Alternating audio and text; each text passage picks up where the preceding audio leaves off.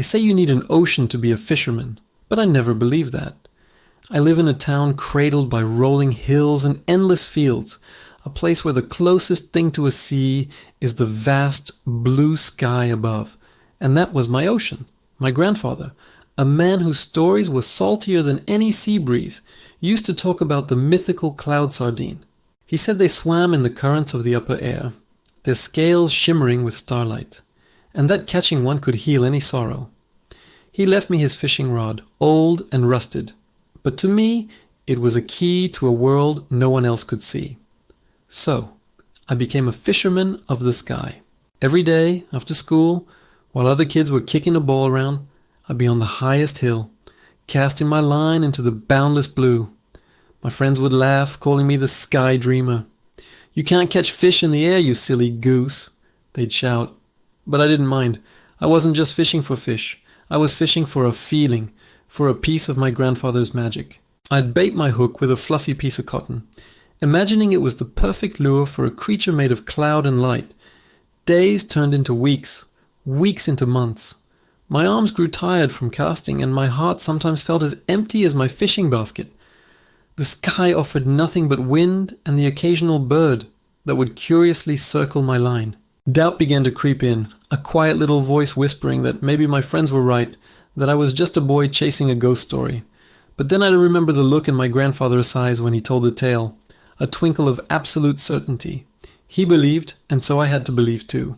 It was a promise I made to him and to myself. One particular afternoon, the sun was warm on my back, and the sky was a perfect cloudless sapphire. I was about to pack it in, my hope worn as thin as my fishing line. I had made my final cast, a lazy, half-hearted flick of the wrist. I sat down, watching the line disappear into the deep blue, feeling a familiar pang of disappointment. Just as I was about to reel it in for the last time, I felt it. It wasn't a strong, violent jerk like a river trout. It was a gentle, silky tug, like a ribbon being pulled through water. My heart leaped into my throat. Slowly, carefully, I began to reel it in. My hands were trembling. The line felt impossibly light, yet there was a definite rhythmic pulse on the other end. As it drew closer, something caught the sunlight. A flash of silver, then gold, then every color of the rainbow. There, dangling from my grandfather's rusty hook, was the most beautiful thing I had ever seen. It was a fish, no bigger than my palm, with scales that shone like 1,000 tiny stars. Its fins were translucent like spun glass, and its eyes were two tiny bright sparks. The cloud sardine. It was real. Holding it in my hand, I could feel a gentle warmth spreading through my palm. The story said it had the power to heal, to mend broken things. But looking at it, I realized I didn't need any healing. I didn't want its magic. All I had ever wanted was this moment. To see it, to know that the stories were true, that my grandfather's world of wonder was real. I gently unhooked the cloud sardine and held it up to the sky. For a moment, it just looked at me with its starry eyes. Then, with a flick of its tail, it leapt from my hand and swam back into the endless blue, a silver streak disappearing into the light.